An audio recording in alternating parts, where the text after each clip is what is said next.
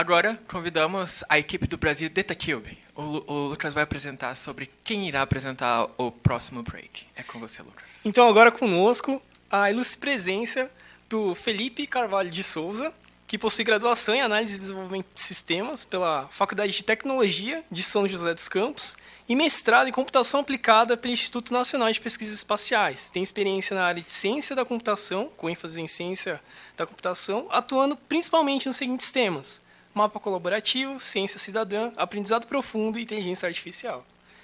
Além dele, temos a presença também ilustre do Renan de Freitas Bezerra Marujo, que atualmente trabalha com desenvolvimento de software em sensoriamento remoto no projeto Brasil DataCube do Instituto Nacional de Pesquisas Espaciais, por meio da Pesquisa de Ciência e Tecnologia Espacial FUNCAT. Possui doutorado em Computação Aplicada pelo Instituto Nacional de Pesquisas Espaciais e possui mestrado também em sensoriamento remoto. Possui bacharelado em Ciências da Computação pela Universidade Federal de Lavras e atua em projetos de pesquisa e desenvolvimento relacionados a processamento digital de imagens, sensoriamento remoto, machine learning e geotecnologias. Aê!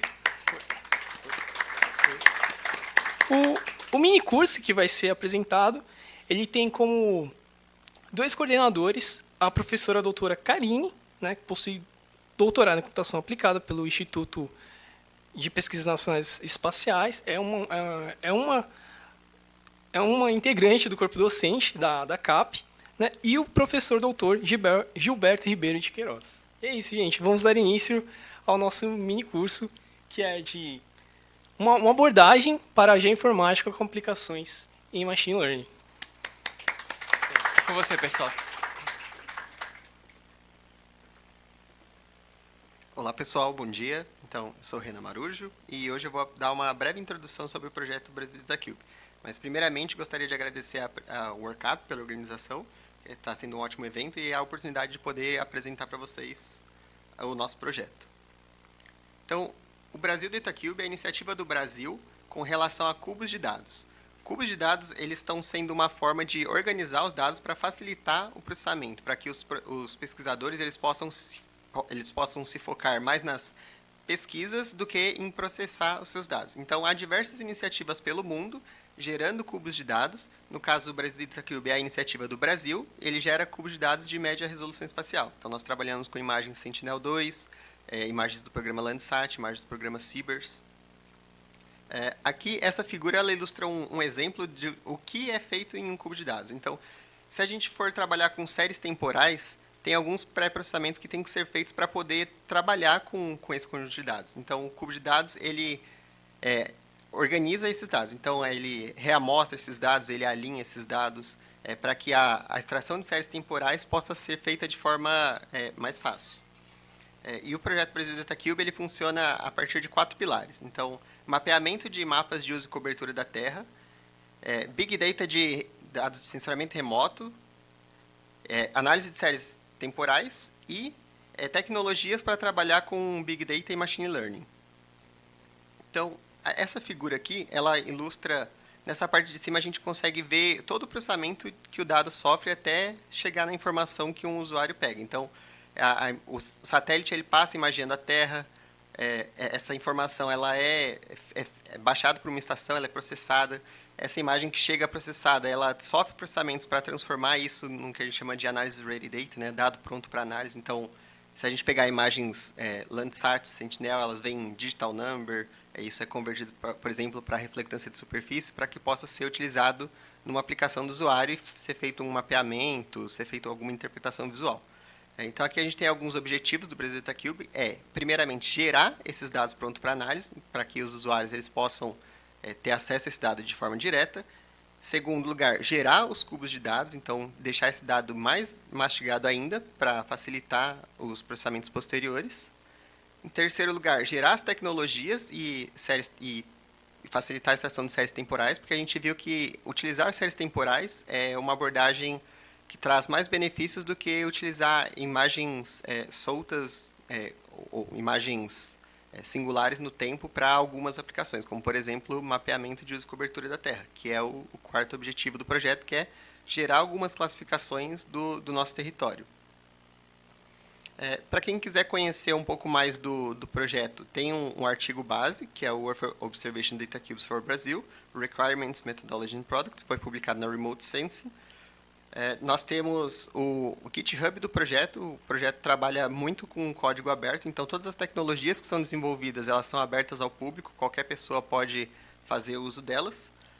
E aqui embaixo tem o site também do Brasil DataCube, quem quiser dar uma conhecida. Nesse site a gente tem links para todos os conjuntos de ferramentas do BDC. Então tem link para o repositório, tem link para o Discord, caso alguém queira tirar alguma dúvida pontual de algum serviço, conversar com as pessoas do projeto, nós somos bem acessíveis por lá.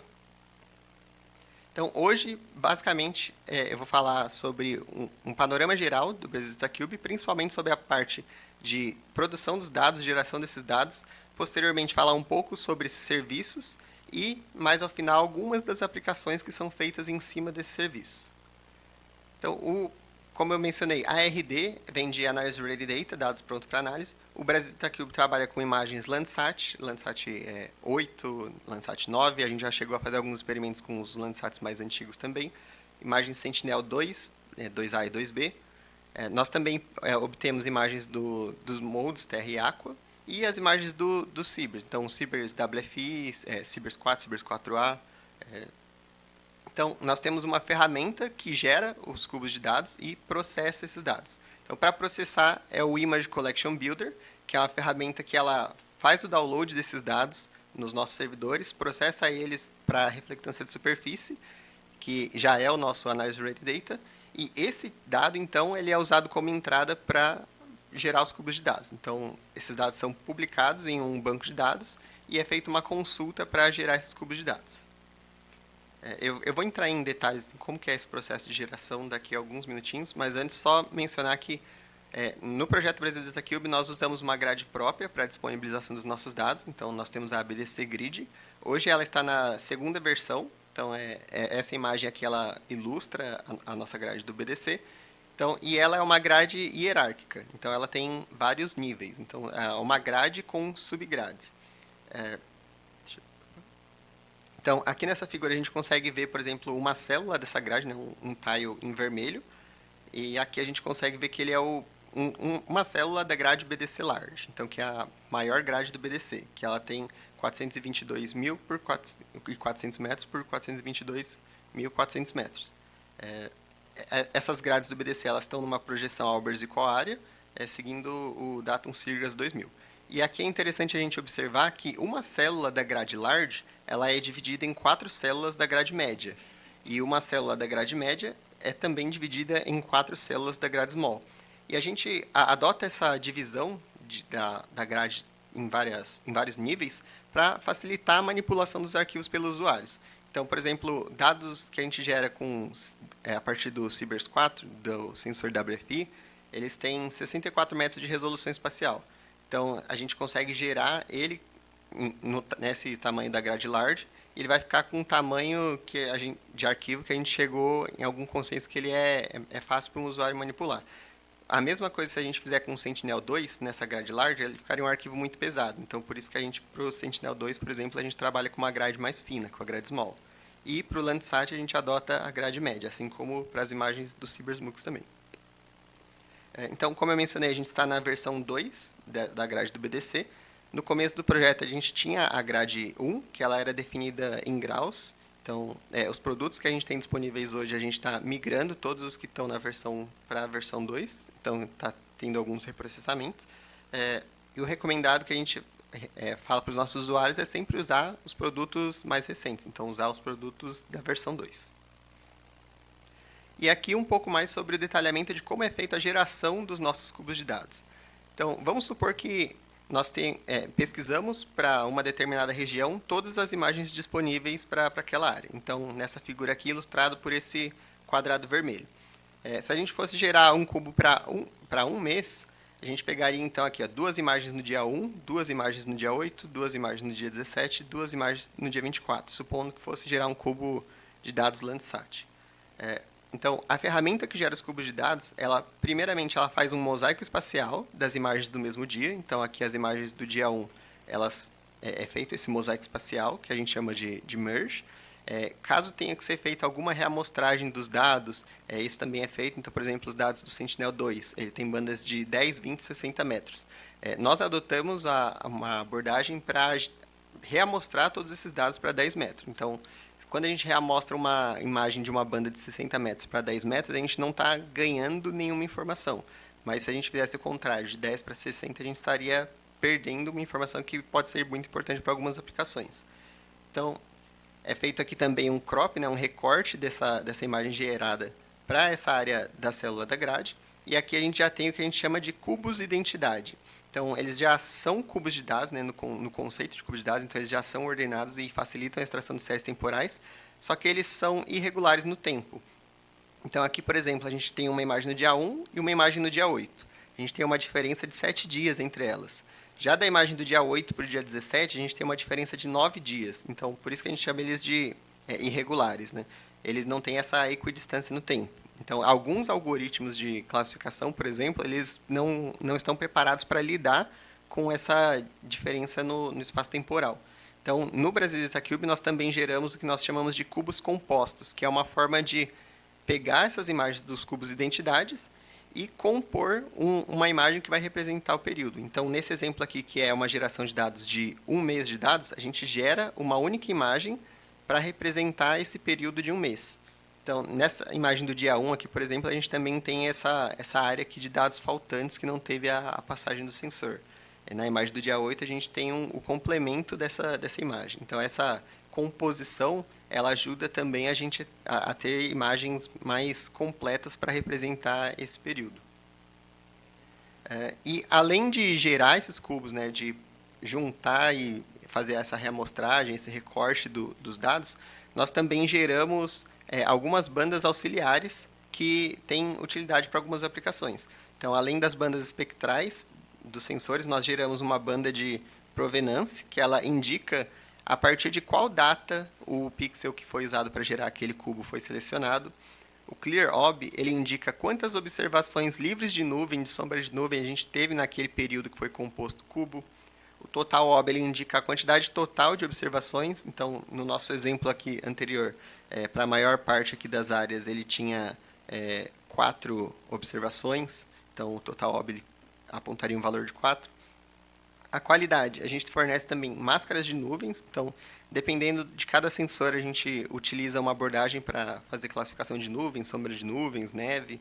Então, para o Cibers, por exemplo, tem o CMask. Para o Landsat, a gente já chegou a utilizar o FMask. Hoje, a gente utiliza a máscara que vem junto do Landsat, que é a Pixel.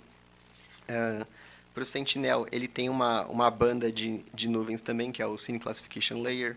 Então, esses dados a gente também fornece junto dos cubos de dados, porque mesmo que a gente faça esse tratamento para gerar os cubos de dados, eles não são 100% livres de nuvens e sombra de nuvens. Então, essa máscara auxilia na remoção desses pontos, caso o usuário não deseje eles na sua imagem. Nós também geramos alguns índices espectrais que têm sido bastante utilizados pela nossa comunidade. Então, NDVI, EVI, para alguns cubos a gente está gerando também NBR. Então, a gente fornece toda essa quantidade de arquivos auxiliares também. E como eu mencionei, nós fazemos a composição do cubo de dados para representar um período. Então, no exemplo anterior, eu mostrei para um mês. Aqui, nós vamos fazer novamente para um mês. Então, suponhamos que tenhamos imagens no dia 3, 8, 13, 18, 23 e 28. A composição principal que nós utilizamos para gerar os cubos de dados é uma seleção de melhor pixel. E nós adotamos o nome de Least Cloud Cover First, então o LCF. Antigamente nós tínhamos essa mesma abordagem, só que nós chamávamos por outro nome, que era Stack. Então, quem acessar os produtos do Brasil Data Cube vai encontrar alguns produtos chamados Stack, mas é o mesmo método, a gente só mudou o nome para LCF. E essa composição, ela funciona da seguinte forma. Primeiro, a gente pega todas as imagens que tem disponíveis para o período que a gente quer compor. Então, aqui nesse caso, tem essas 6 imagens do mês. Faz uma ordenação dessas imagens de acordo com a quantidade de área útil nessa imagem. Então, a gente contabiliza as áreas de nuvem, sombra de nuvem, as áreas que não tem passagem. E faz aqui um ranking da imagem mais útil, digamos assim. Então, nesse exemplo aqui, a imagem do dia 18, ela praticamente não tem nuvens. Então, ela viria em primeiro lugar nessa nossa posição. Já a imagem do dia 23, ela tem um pouquinho de nuvem, então ela vem em segundo. E a composição para gerar o produto para esse período de tempo, consiste basicamente em pegar o pixel da imagem que vem primeiro nessa ordenação. Então, nesse exemplo aqui, como a imagem do dia 18 estava 100% livre aqui, ela seria inteiramente utilizada. Mas caso houvesse uma nuvem ou sombra de nuvem em alguma região dessa imagem do dia 18, seria feita uma consulta na próxima imagem nessa ordenação e seria utilizado o valor dela. E assim gerando a imagem resultante para compor esse cubo de dados.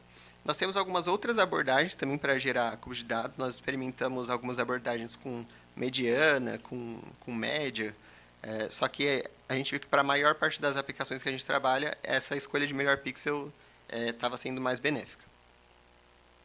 Então, como eu mencionei, nós temos a ferramenta que gera o cubo de dados, né, que a gente chama de Cube Builder.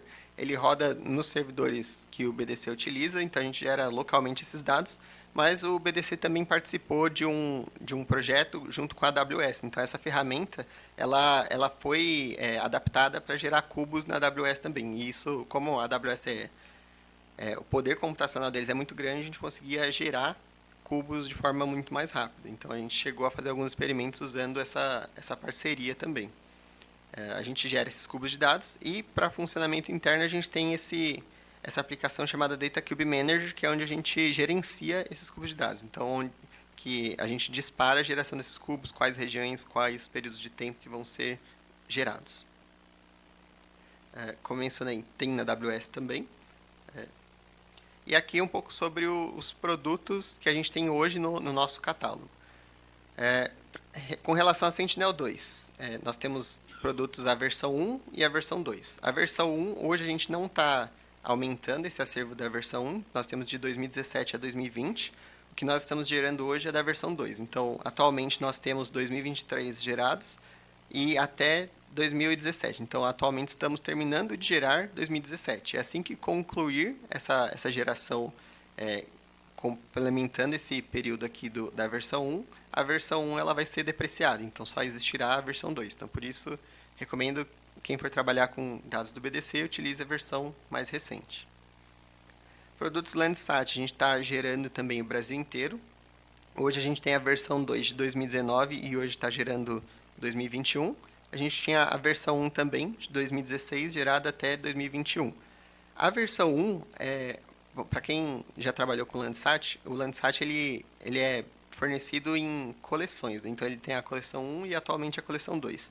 A coleção 1, ela não existe mais, ela encerrou em dezembro de 2021. Então, junto com essa transição de coleção, nós também, na versão 2 do cubo de dados Landsat do BDC, nós estamos utilizando os produtos da coleção 2. Além de que, na versão 2, ele não é somente Landsat 8, ele é Landsat 8, Landsat 9, e pode ser adaptado para os demais Landsat também. Os produtos moldes, a gente tem basicamente todos os dados moldes que estão disponíveis, tanto do Terra quanto do Aqua, disponíveis no BDC também. Apenas para facilitar, que a gente viu que é um dado que é bastante utilizado pelos usuários, então extrair está disponível para extração de séries temporais. Os produtos Cibers, a gente trabalha com o Cibers 4 e com o Cibers 4A. Cibers 4, a gente tem cubo de dados da câmera MUX, com 20 metros de resolução espacial, e com a WFI de 64 metros. Ambos, o Brasil inteiro, de 2016 até 2023, são cotidianamente processadas novas datas, então quem quiser trabalhar com dados do Cibers pode consultar esses produtos. E a gente tem um produto experimental do Cibers também, que ele trabalha com a utilização em conjunta do Cibers 4 junto do Cibers 4A. E, posteriormente, a gente pretende também adaptar para colocar dados do Amazônia nesse conjunto de dados. Mas são dados experimentais, a gente ainda está trabalhando nesses dados, vendo como que eles ficam sendo utilizados de maneira concorrente. Além dos produtos de cubos de dados e das coleções de imagens, a gente também tem gerado alguns produtos de mosaicos. Então, a gente utiliza a nossa ferramenta de geração de cubos de dados para gerar mosaicos. Então, a gente pega os cubos já existentes e gera esses mosaicos para algumas áreas do Brasil. Então, aqui são alguns exemplos dos mosaicos que a gente tem gerado.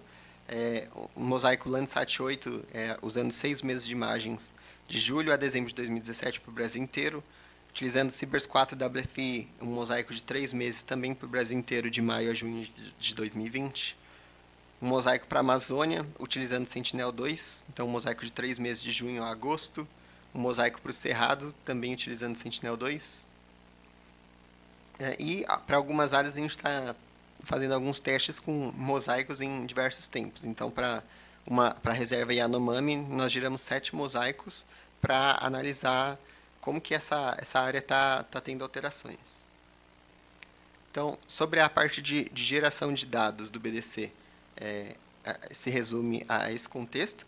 Comentar um pouco com vocês sobre os serviços do BDC. Então, esses dados que o BDC processa, eles podem ser utilizados para usuários externos. Qualquer pessoa que acessar o portal do BDC tem acesso a esses dados. E a gente tem esses serviços que facilitam o uso desses dados também. Então, tem o WTSS, que é o Web Time Series Service, que é um serviço para extração de séries temporais. Primeiro deixa eu só comentar do Stack. O Stack é uma especificação que tem crescido bastante nos últimos tempos, que facilita a busca e a descoberta de dados. Então, diversas organizações que têm catálogos de imagens, eles estão colocando seus dados nesse serviço chamado Stack. Então, fica mais fácil para um usuário consultar e encontrar os dados. O BDC, os dados que a gente tem obtido e processado, a gente tem publicado esses dados no nosso Stack, é aberto também, qualquer pessoa pode utilizar. E esse Stack ele é utilizado pelos serviços do BDC. Quem quiser se aprofundar um pouco mais no Stack, no GitHub do BDC, github.com/BrasilDataCube, tem um repositório chamado Code Gallery. A gente coloca alguns exemplos para ilustrar o funcionamento dos serviços do BDC. Então, abrindo esse repositório, tem um diretório Jupyter, nós temos tanto em Python quanto em R, e diversos serviços do BDC. Então, aqui, por exemplo, se a gente abrir um diretório do Stack, vai ter 3 notebooks lá. Então, um Stack utilizando dados do BDC que estão na AWS, um Stack ilustrando alguns processamentos de imagem e um Stack Introduction. Quem quiser ter um primeiro contato, eu recomendo acessar esse repositório e rodar esse Stack Introduction para entender um pouco mais o que é o Stack, vai acessar os dados do BDC, vai mostrar como que você pode pegar uma área de dados e utilizar nos seus estudos. Tem também aqui o WTSS, que é um outro serviço que eu vou comentar. Tem alguns notebooks aqui para utilizar ele, o WLTS, e tem também para o CITES, né, que a gente vai comentar daqui a pouquinho. Então, o Stack é essa especificação que facilita a descoberta desses dados. Aqui tem só um exemplo desse notebook, então, para ilustrar como que a gente consegue buscar esses dados. Então, a gente pode passar um search, então aqui um service.search, passar um bounding box da sua área de estudo, um datetime, que é um range de tempo que você quer os dados, e passar a coleção de dados. Então, aqui nesse caso, está sendo buscado pelo cubo de dados do Cibers 4. Feita essa busca, você obtém os seus assets. Os assets são os ativos, então eles são os arquivos daquele cubo de dados. Então, tanto as imagens .tif, os arquivos auxiliares, todos os arquivos são assets. Então, você consegue obter todos os arquivos daquele cubo de dados. E, a partir daí, você consegue abrir eles usando a sua linguagem de programação que for mais comum do seu dia. Então, R, Python, você consegue utilizar esse serviço para fazer carregamento desses dados e prosseguir com a sua aplicação. O WTSS, que é o Web Time Series Service, é um serviço que facilita a extração de séries temporais. A gente pode acessar o portal do BDC, tem um pequeno um uso desse serviço, então tem um botãozinho que a gente pode clicar em qualquer lugar do Brasil, escolher um produto de dados, ele vai já te dar essa série temporal. Você pode usar isso também, tanto em R quanto em Python, para facilitar essa extração das séries temporais. E ele é um serviço que, basicamente, você passa uma localização no espaço, então uma latitude, uma longitude, clica em algum lugar ou faz uma requisição na sua linguagem, e ele vai te trazer a série temporal daquele produto.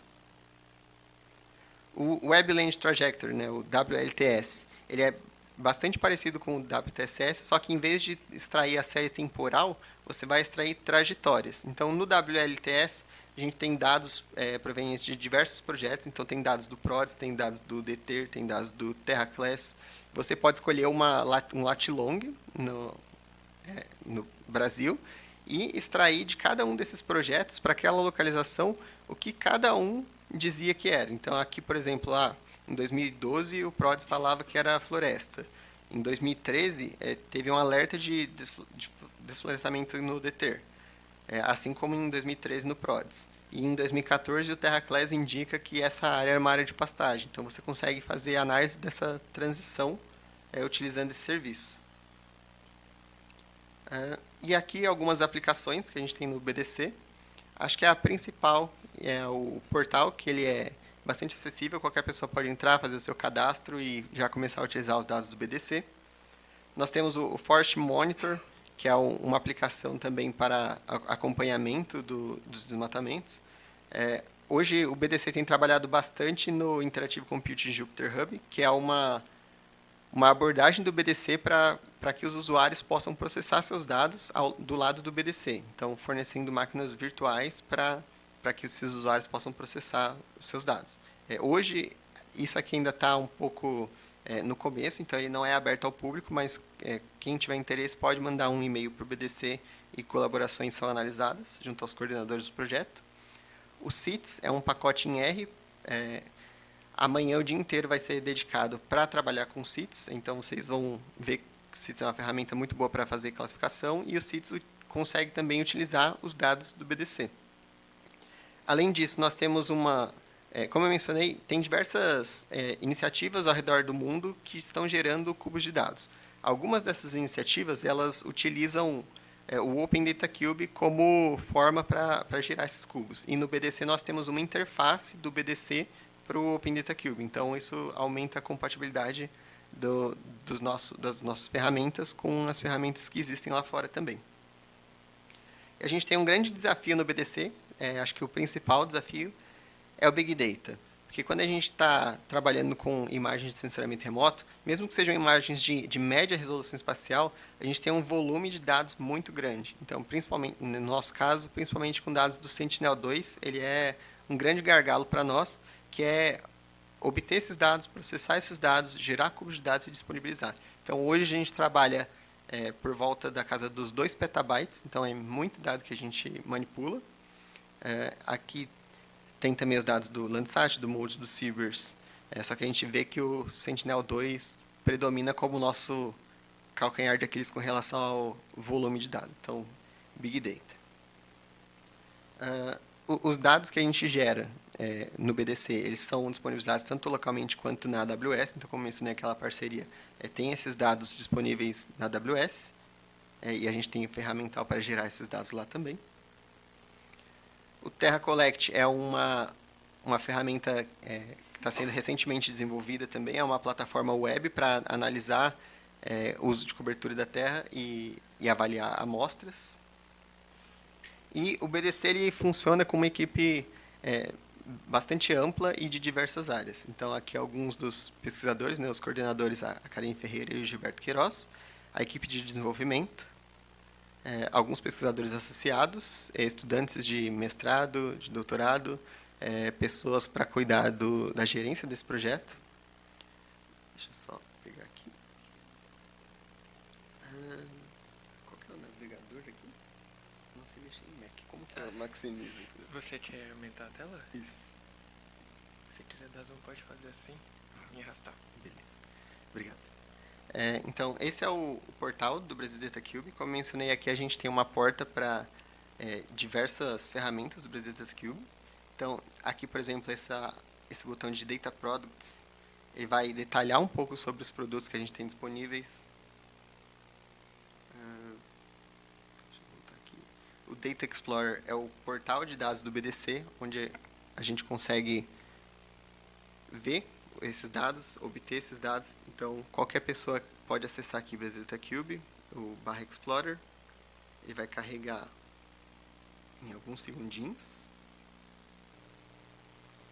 Bom, eu acho que a gente está tendo algum probleminha com a internet, mas eu vou pedir para vocês acessarem daqui a pouquinho, já deve estar no ar novamente.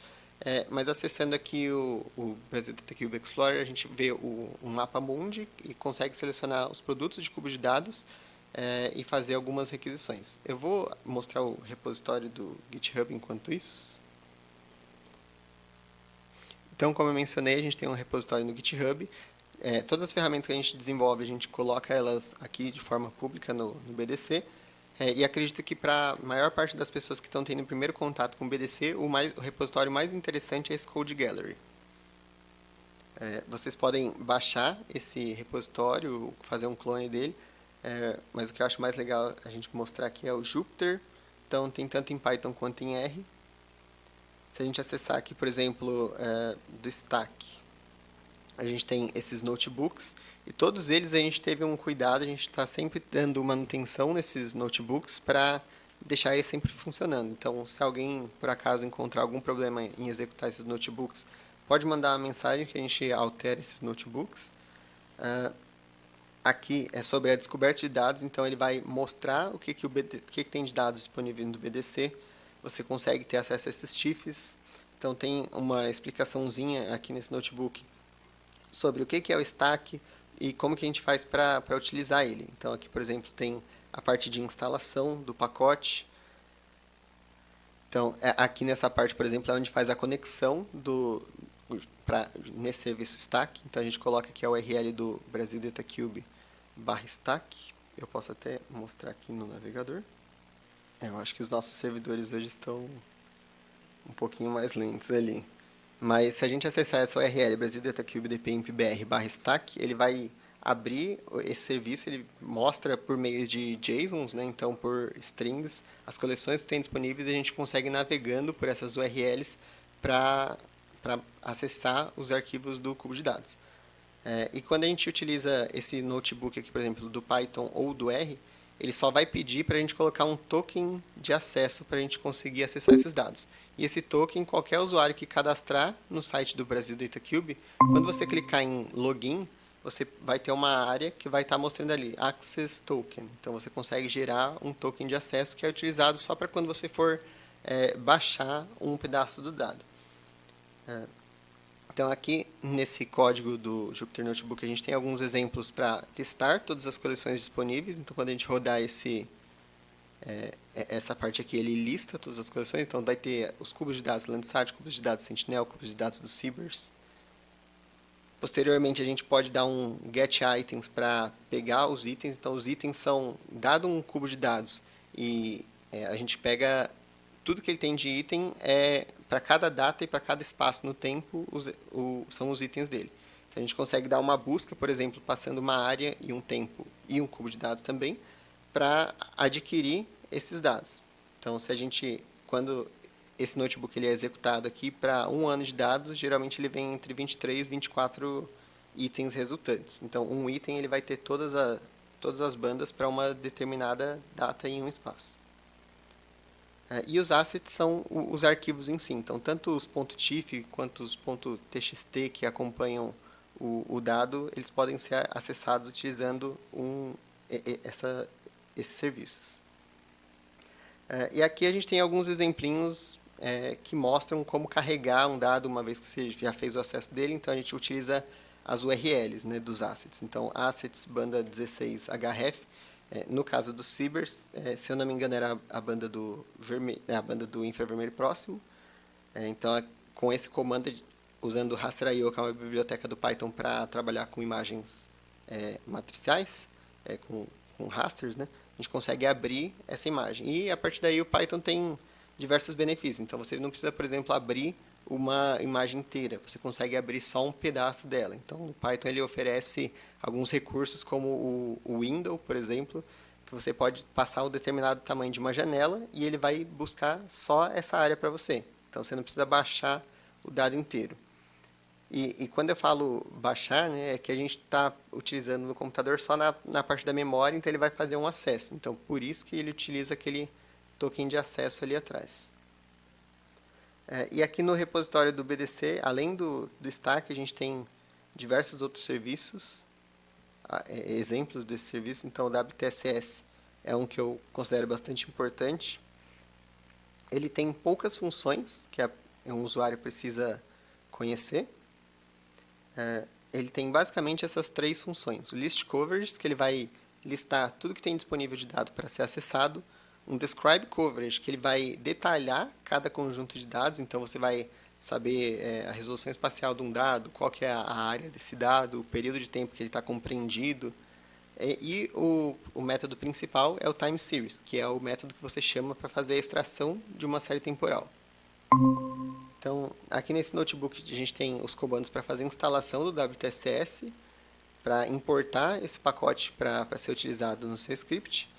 E aqui é a parte que a gente conecta com esse serviço. Então, é uma URL do Brasil Data Cube, o token de acesso que é obtido criando uma conta no BDC, e a partir daí a gente já consegue extrair os dados. Então, aqui, por exemplo, deixa eu só descer um pouco. Se a gente coloca aqui, por exemplo, TS, né, Time Series, é um coverage.timeSeries. Você passa as bandas que você quer obter. Então, aqui, banda 15, banda 16. Passa um ponto no espaço, um período de tempo, e nessa sua variável TS, você já vai ter a sua série temporal extraída desse produto. Então, ts.band15, ts.band16, você tem essa lista de valores ao longo do tempo. Né? Hoje, o WTSS ele funciona principalmente para pontos. A gente está desenvolvendo algumas adaptações do WTSS para trabalhar também com áreas, né? Então, para passar polígonos. Então, tem algumas abordagens para pegar esses pontos. A gente pode pegar todos os pontos dessa área, tem algumas ferramentas para pegar mediana, tudo para facilitar o trabalho com essas séries temporais. Deixa eu abrir um outro repositório só para demonstrar um pouco. O WLTS, que é o Web Land Trajectory Service, ele tem um funcionamento, como eu ensinei, bastante similar ao WTSS, só que em vez de extrair séries temporais, a gente vai extrair trajetórias a partir de diversos projetos. Então, aqui, novamente, tem o comando para fazer a instalação desse pacote, o import para utilizar esse pacote num script Python. A conexão com esse serviço, então, novamente, utiliza o token de acesso. Você pode listar todas as coleções que tem disponíveis. Ele também tem uma função para descrever os dados. Então, essas duas funções elas são idênticas, tanto a forma de chamar, né, no WTSS quanto no WLTS. Elas têm a mesma função, né? Descobrir o que tem de dado disponível e descrever esses dados. E, por fim, tem a função que é para extrair as trajetórias desse conjunto de dados. Então, é o ponto TJ, você passa uma localização no espaço, então, latitude e longitude, e as coleções que você quer fazer a extração desse dado. E com isso, você já tem no seu array as classes nesses conjuntos de dados. Bom, aqui no site do Brasil Data Cube, embora a gente não esteja conseguindo acessar o site, eu vou só dar um panorama geral sobre ele. Uma vez feito o cadastro, você pode ter acesso aos dados. Então, aqui nesse menu da esquerda, a gente tem os Data Cubes, que são os cubos de dados que a gente processa. Então, vai ter produtos Landsat, Sentinel, Modes, Cibers, vai ter diversos produtos aqui. Nas coleções, a gente tem os dados reflectância de superfície, então, que são os dados utilizados para gerar esses cubos de dados. Nas classificações, tem algumas classificações que foram geradas para o Brasil, então tem algumas classificações para biomas inteiros, tem algumas classificações que foram utilizadas para artigos. Mosaicos são produtos mais visuais, então quando a gente pega um mosaico aqui do site do Brasil Data Cube, só tomar um cuidado, porque às vezes a gente utiliza um período bastante longo, então 6 meses, como a gente quer um produto mais visual, a gente quer remover nuvens e sombra de nuvens. Então, a importância espectral desse produto, a gente só tem que tomar um pouco de cuidado com ela. É um produto mais para interpretação. Quando você quiser buscar um dado aqui no portal, você pode clicar nesse quadradinho e desenhar um bounding box para obter os dados de acordo com o produto que você selecionar aqui. Você pode escolher um período inicial e um período final. Por default, ele já pega as datas limites do cubo de dados, então desde a primeira data até a última. Você pode filtrar também por cobertura de nuvens. Nesse menu da direita, a gente consegue, como se fosse o portal, ele funciona como se fosse um GIS, né? Então, a gente consegue mostrar na tela algumas grades. Então, aqui a gente tem as grades de dados do Landsat, tem as grades de dados do BDC. tem os limites municipais, federais, que a gente pode utilizar para encontrar uma área com mais facilidade. Tem alguns mapas externos, então aqui tem os mapas do TerraClass, você pode sobrepor na imagem para fazer uma análise visual.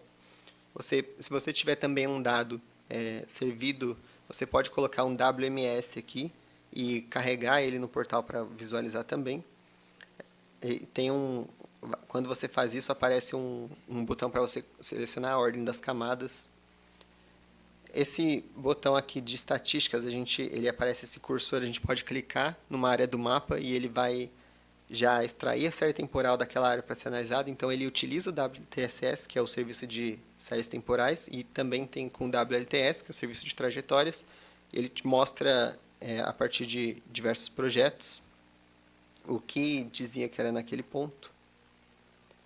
E tem algumas configurações aqui também que a gente pode utilizar. Então, como a gente tem imagem para o Brasil inteiro, muitas vezes fica um pouco lento para visualizar essas imagens do Brasil. A gente utiliza uma estrutura de dados chamada COG, que é o Cloud Optimized GeoTIFF. É um arquivo TIFF estruturado em pirâmides que facilita a visualização. Então, primeiro, ele vai carregar um nível que tem uma resolução mais leve para ser visualizado no seu navegador, e conforme você vai dando zoom, ele vai melhorando a resolução dessa imagem.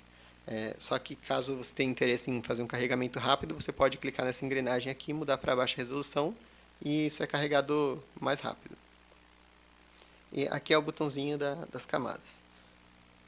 Deixa eu voltar só aqui para o site do Brazil Data Cube.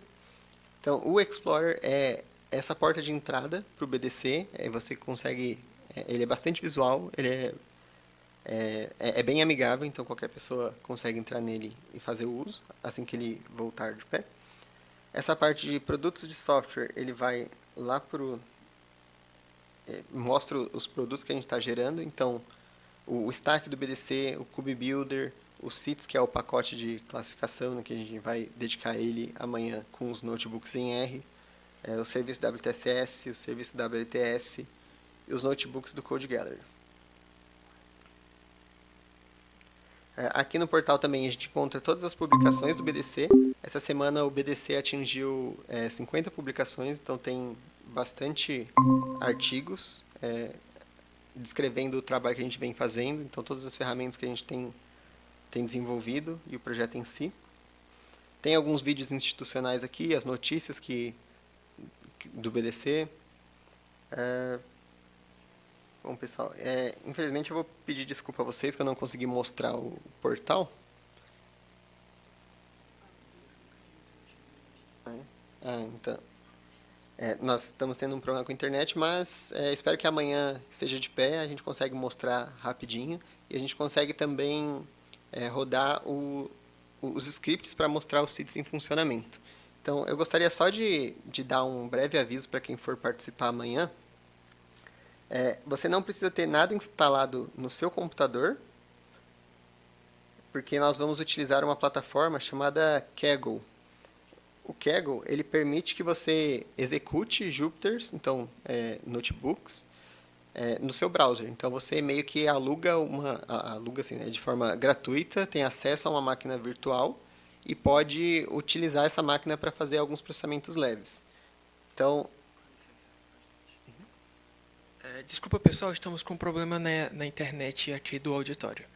Vamos só trocar de rede para continuar o mini curso, ok? Só um instante. Gente, vou aproveitar a pausa para perguntar se alguém de vocês tem alguma dúvida em relação à apresentação. Primordialmente, queria agradecer a apresentação, mesmo com todos esses problemas técnicos. Está sendo uma ótima apresentação. E a minha dúvida é em relação ao Big Data que você falou. Desculpa, eu sou bem leiga sobre o assunto, mas eu fiquei com bastante dúvida como seria feito a organização das informações para a formação desses dados. Como você disse que você teve bastante dificuldade, que vocês penaram na garganta, e aí eu fiquei com dúvida sobre essas informações que você falou, né? Porque vocês coletam, e aí eu queria saber como é feito, como foi para formatar e fazer esses dados. Tá, bom, então, primeiramente, nós trabalhamos com dados de diversas agências espaciais. Então, tem dados da ESA, que é a Agência Espacial Europeia, tem dados que vêm da USGS e tem dados daqui do INPE também. Primeiramente, a gente pega o produto na forma que ele é distribuído para o usuário processar os dados. Então, por exemplo, dados do Landsat, a gente pegava os digital number, dados do Sentinel-2. Na época que a gente começou o projeto, ainda não existia o hub do INPE. Então, hoje o INPE tem um hub que distribui os dados Sentinel, mas na época a gente ainda não tinha essa parceria em funcionamento. Então, a gente tinha que baixar todos esses dados do Sentinel-2. Cada imagem ali, cerca de 1 GB para cada área. Então, a gente baixava o Brasil inteiro. Então, era um grande volume de dados.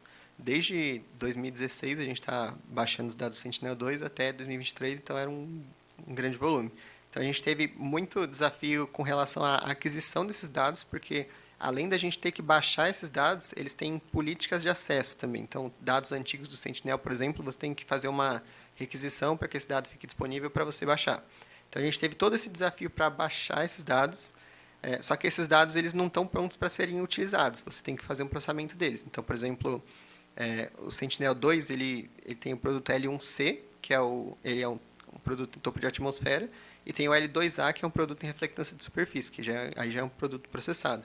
Então, a gente fazia esse processamento dos dados, tanto do Landsat quanto do Sentinel, para gerar as reflectâncias de superfície, para só depois ser gerados os cubos de dados. Então, a gente tem todo esse trabalho de preparação dos dados, né, que geralmente fica um pesquisador acaba tendo esse trabalho para depois gerar os cubos de dados e poder ser feita alguma análise em cima deles.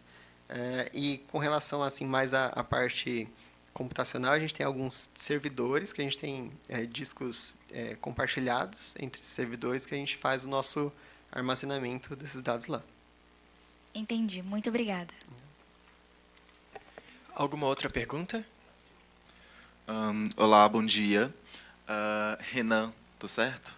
Sim. Então, Renan, a minha questão você falou sobre Landsat Sentinel. Vocês têm como objetivo incrementar no Brasil Datacube outros tipos de satélite, como, por exemplo, o GOES, que é um satélite meteorológico e de grande funcionalidade para nós?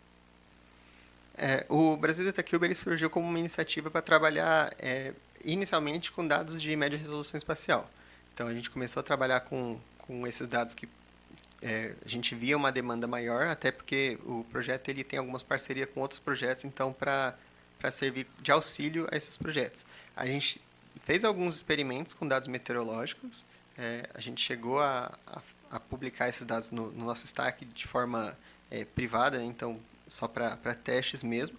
Dados meteorológicos, a gente viu que é possível a gente ter esse tipo de dados, mas ainda não é nada formal. São só experimentos por enquanto.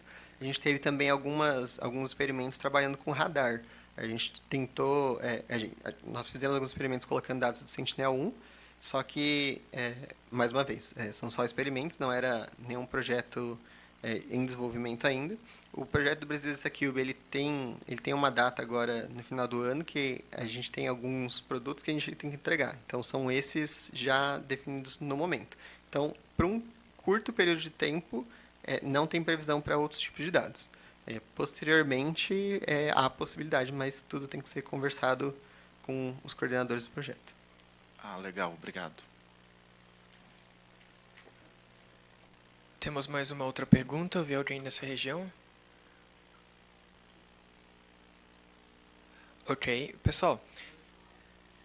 Tudo bem, pode deixar. Renan e equipe, sinto muito, mas o servidor do INPE está com estabilidade na conexão, então por isso não conseguimos carregar aqui. Outros sites estão funcionando normalmente. Então, vamos continuar o minicurso amanhã. Convido a todos a participarem amanhã, que é amanhã o hands-on, certo, Renan? Exato. Então, estamos muito empolgados com esse minicurso, porque é um projeto importantíssimo para o INPE. Então, vocês aprendendo, vocês também vão estar ensinando outras pessoas mais para frente. E usando nas suas aplicações e, claro, contribuindo para o enriquecimento da ferramenta. Agora, Claro. Só gostaria de pedir para amanhã, né? Então, como a gente vai usar essa plataforma Kaggle, que roda essas máquinas virtuais aqui, Ele só precisa ter um cadastro, então vou pedir para todo mundo fazer um cadastro nessa plataforma, que amanhã a gente já consegue iniciar o hands-on de forma mais rápida. Só que para ele fazer acesso para poder instalar pacotes, então como a gente vai instalar alguns pacotes, é necessário que você faça uma ativação aqui. Então, quando você abrir um notebook, vai ter uma aba da direita para fazer um registro de número de telefone, que ele vai confirmar no SMS, você possibilita fazer instalação de pacotes. Só pedir isso para amanhã. A gente colocou as instruções de como fazer isso numa página que a gente criou aqui. Só que eu acho que vai estar fora também, né? Mas tem uma página. Felipe, você tem o endereço?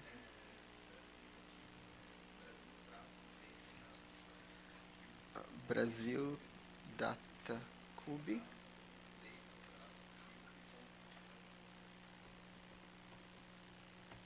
Então, quem conseguir acessar essa página mais tarde, aqui a gente colocou algumas documentações. Esse vai dar para acessar.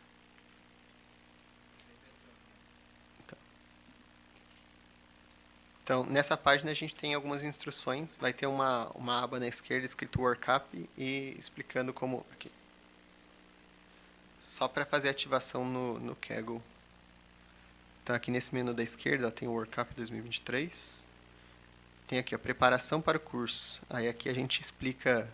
É bastante intuitivo, mas é só fazer o cadastro no site do Kaggle e registrar um número de telefone para fazer a ativação para instalação de pacotes externos. Aí amanhã a gente já começa no hands-on, já tudo preparado. Pessoal, agradecemos a interação de vocês agora na introdução desse mini curso e falando sobre introdução ao Lucas. Você tem notado o pessoal bastante animado, conversando com todos, e isso é muito importante. Agora vamos convidar o ganhador da interação de ontem. Eu só não lembro o seu nome, mas você de óculos ali, por favor, venha aqui ao palco. Uma salva de palmas, por favor.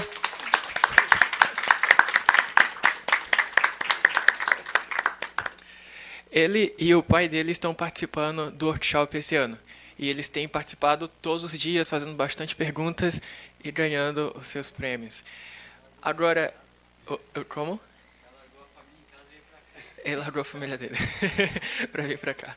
Mas, enfim, qual é o seu nome, por favor? Rodolfo. Muito obrigado pela sua participação. Estamos muito felizes com a sua participação e do seu pai também. Eu não podia deixar de anotar também no primeiro dia, que foi um dos fatos que nos fez trazer essa premiação aos participantes, que foi no primeiro dia o Wesley, ele estava participando também. Então, por favor, Wesley, vem aqui.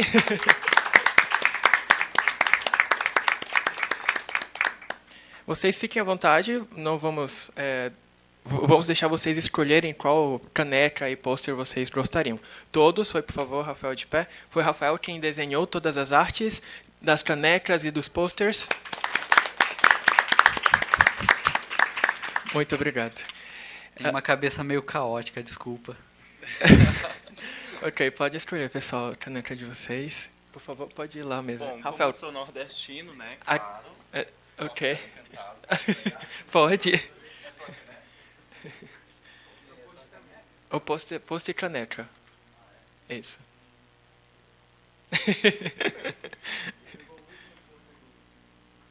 Yeah.